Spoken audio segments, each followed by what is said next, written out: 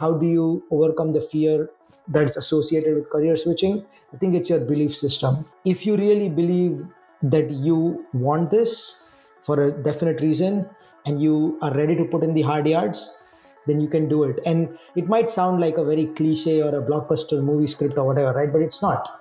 It's the reality of the Ubers and the Instagrams and everything that we have out there.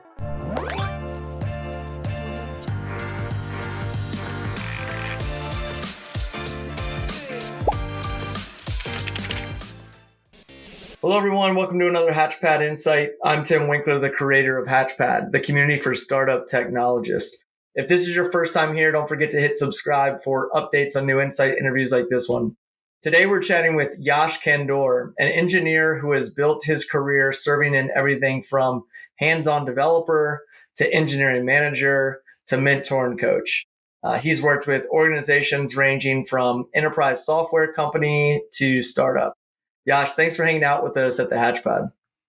Thank you, Tim. Thank you for having me here. It's a pleasure to be here. Awesome. I'd love to start by giving our viewers a little bit of context into your background. So why don't you give us your intro on your background leading up to your current role with Mark 43?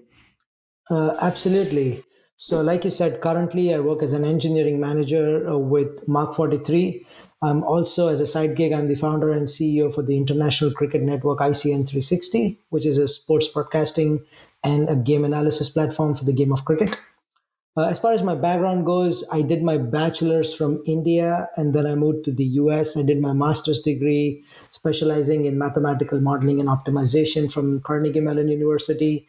Post that, I worked briefly for a startup in California for a few months, then moved to Tampa, Florida, where I worked with Raymond James Financial, which is a financial services and asset management corporation in the fintech space for about 5 years.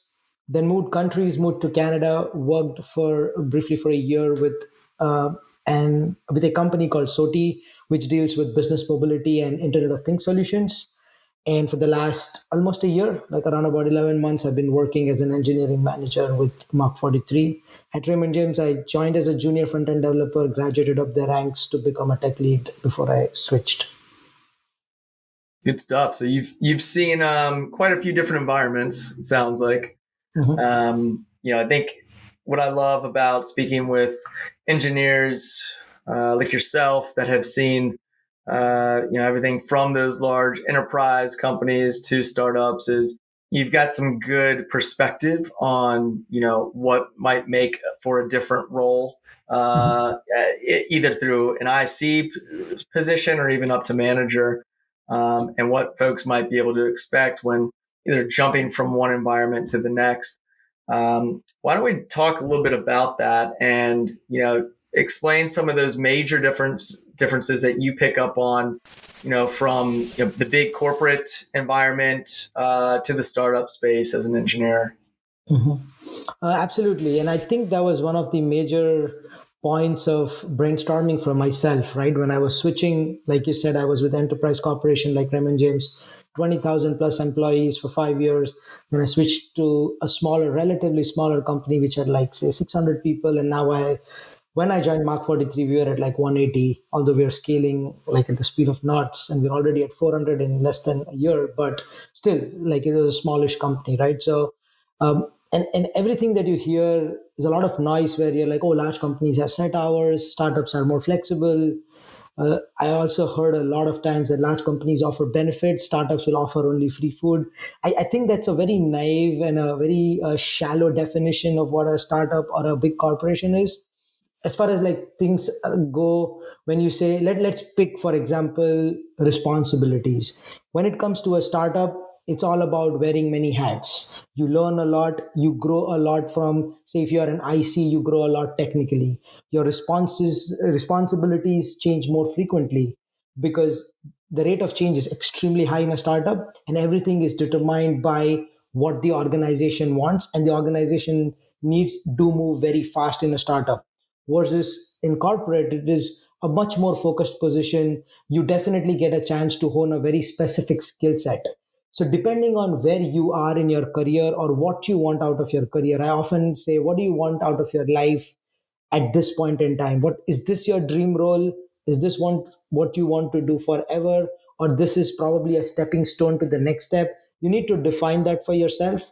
And at this point, what is it that's important? Do you want to diversify your knowledge and learn specific skill sets in different areas, or you want to just pick one single skill set or a couple of skill sets and just keep growing in that? So that's what determines where you want to get into. Again, that's one of the factors. The other one is, what do you actually feel personally, as what do you need to succeed? Some people thrive on taking risks. They like to take initiatives to get the resources they need. They also learn from, say, trial and error. If you are okay with that, you go for a startup, because you may not get the resources that you will get in a corporate setting in a startup to realize your eventual career goals. But if you thrive on that, if you are somebody who is like, okay, I don't mind taking the initiative, being proactive and taking risks, then that's the position. But if you prefer the other side, where you are readily when you have a readily available, like a vault of knowledge and experience, there are more guided mentors that are available within the organization, the resources you need to advance within the position within a given time frame in the same organization. If you feel like that kind of stability is what you're wanting, go for corporate. There are a lot of other aspects I can keep, like, probably go on about it. I'll also mention one more, actually, which I think is very important, and that is influence or impact that you want to make within a company.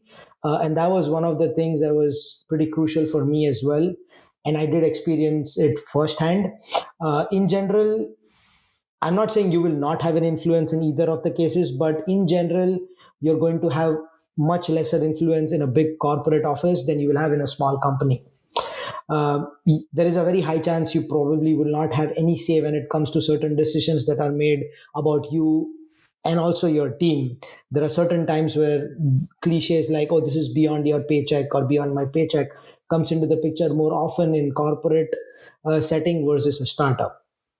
And again, when I say this, I'm not being negative about corporate. All I'm saying is I'm comparing it apples to apples, like comparing startups to corporate for a given point, which is impact or influence. So for that, obviously, depending on what you want, you choose a startup or a corporate setting. And last but not the least, it's the career growth or the ladder that you want. I mean, corporate is well defined, it's streamlined, it's a longer process, it takes longer time, but within an organization, I mean, we know so many people. Even my dad, for example, he stayed within the same company for 20 years. Mm-hmm. Then you see him graduate from like a very junior, say, accountant or a supply chain, whatever, junior associate, and now he's like head of trade, say, for Asia Pacific. They grow within the company, it takes time, but there's a very clear, defined, streamlined path. But when it comes to startup, like imagine if you are in a startup with five people, the position above you is the CEO. It will never open up ever, mostly, right? So you will have to expand your role in other ways. I'm not saying you will not grow, but you'll have to find a way and navigate yourself such that you create a route for yourself. And it is not as straightforward as it is in corporate.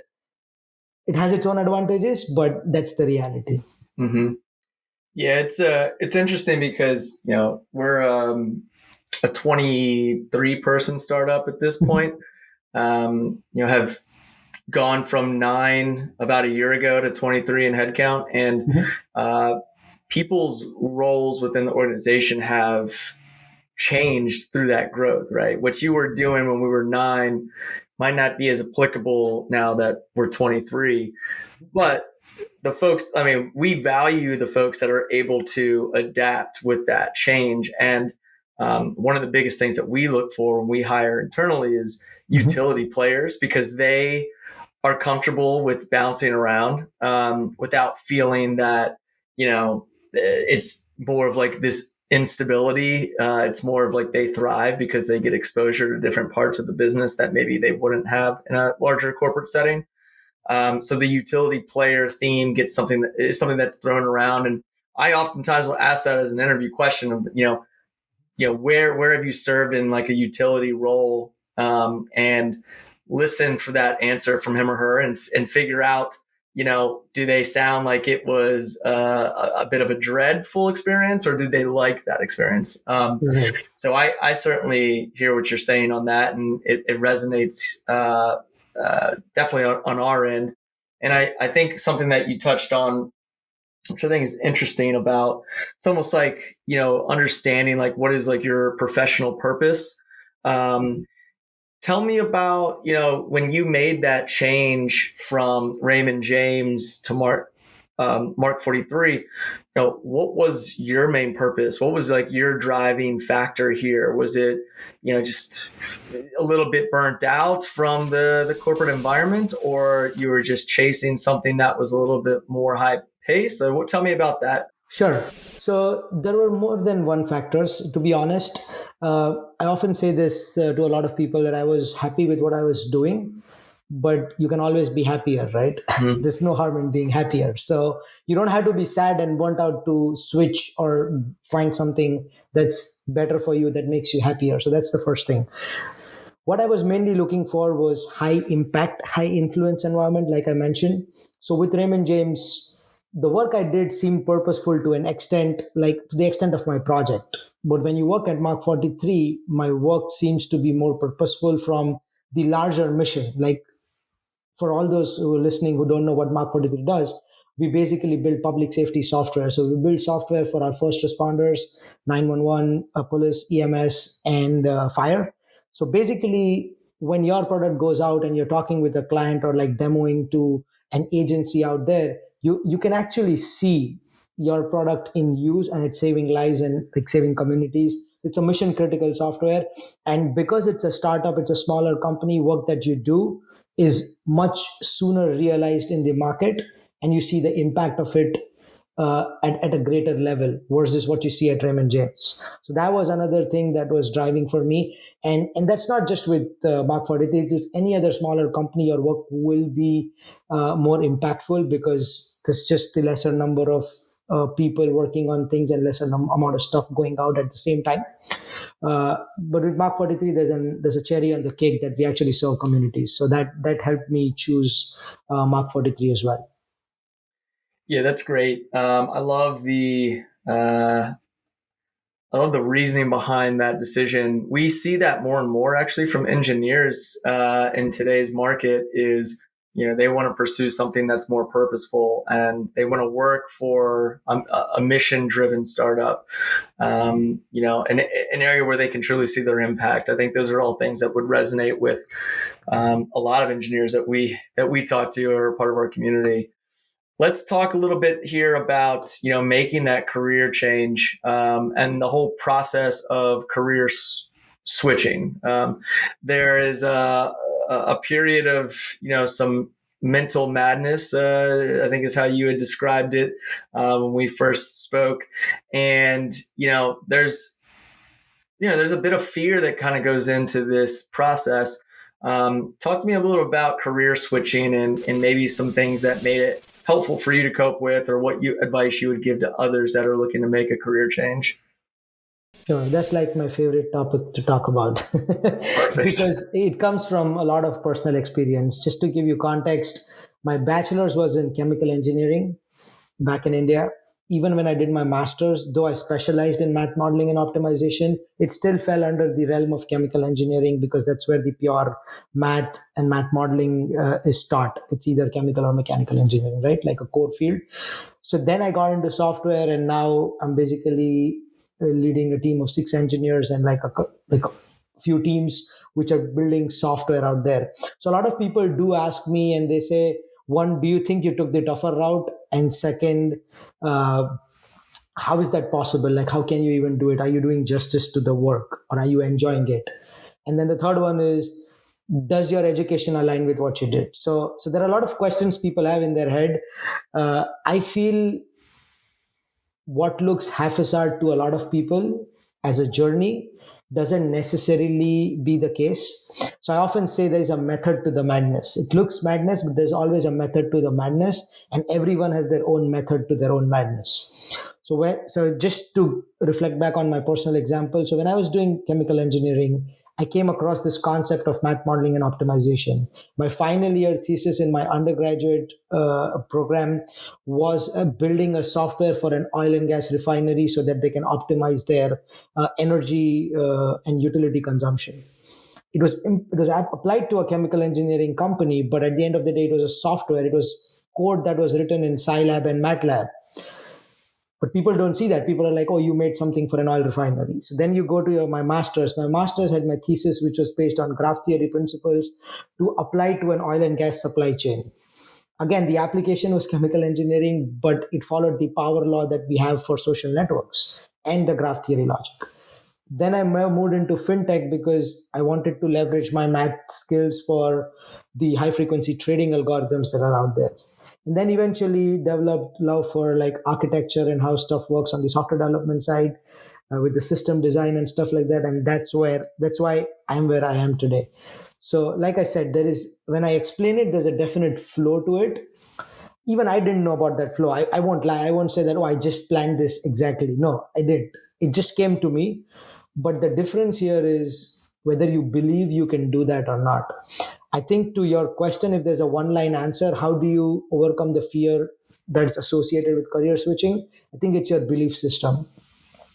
If you really believe that you want this for a definite reason and you are ready to put in the hard yards, then you can do it. And it might sound like a very cliche or a blockbuster movie script or whatever, right? But it's not. It's the reality of the Ubers and the Instagrams and everything that we have out there. I'm pretty sure all those founders and all the top engineers there have similar stories. I'm not saying it's easy. Again, like, don't get me wrong. All of this was not easy. It's very easy for me to speak today, but I spent so many years and hours doing that. So it's not easy. The curve is steep. You need to be ready to put that. But I think the biggest aspect here is having the belief system. There will be a lot of factors, a lot of people, a lot of instances that will put you down. But you need to have the attitude and the approach to just, yeah, shrug it off, get up and keep doing it. Because the biggest advantage of not having a background and trying to switch is there shouldn't be a fear of failure technically, right? Mm-hmm. Because nobody expected you to succeed Mm-hmm. except yourself. So you have that on as an advantage. The disadvantage is obviously not having a background and like not having the motivation or whatever to do it. So if we can push ourselves, I heard this somewhere recently where who's the king of the jungle? The line? It's a lion, right? Mm-hmm. Is lion the largest animal in the jungle? Mm-mm. Is it the tallest animal in the jungle? Nope. No, right? What makes him the king of the jungle? Like, the giraffe is the tallest, the elephant is the largest. Like, if an elephant steps on a lion, he's gone, right? He won't ever get up.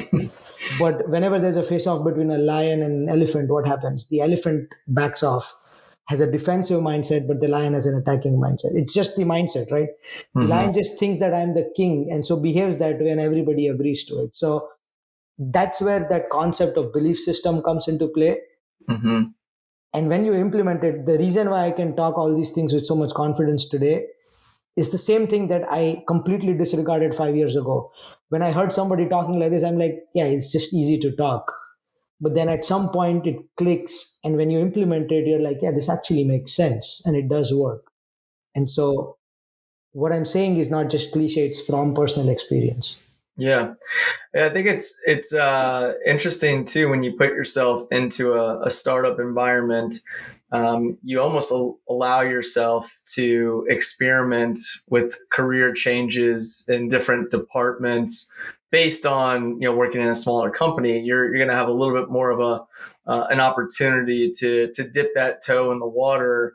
I think a good example of this is engineering and product management. Mhm. Like two Yep. departments that uh, are always going to have a little bit of overlap, and we often will see certain engineers like bleeding into product and vice versa.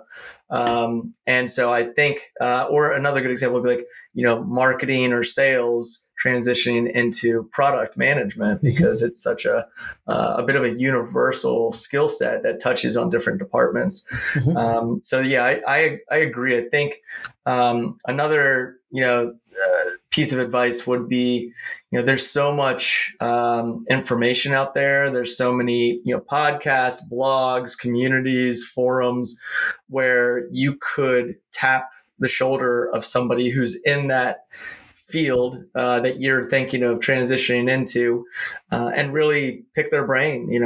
Ask them what it's all about and gather as much information as you can, in advance to make try to make more of an educated decision on whether it's going to fit with your belief system or not. So that would just be the last thing I would add on to, because I think you made a great point with pursuing something within your belief system and also what you're passionate about.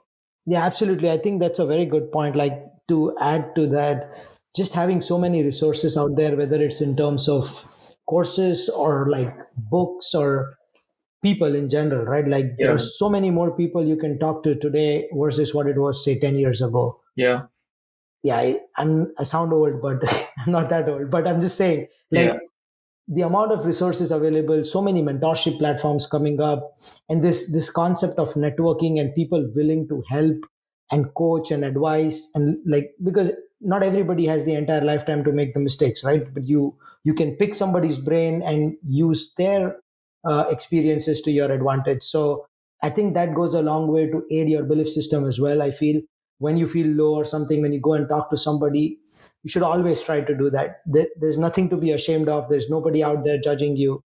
uh, it's for your own good. So go out, reach out to people, talk to people in the industry. You might find out things you have absolutely no idea about. Whatever I've benefited so far in my career has been purely through the people that I've spoken to.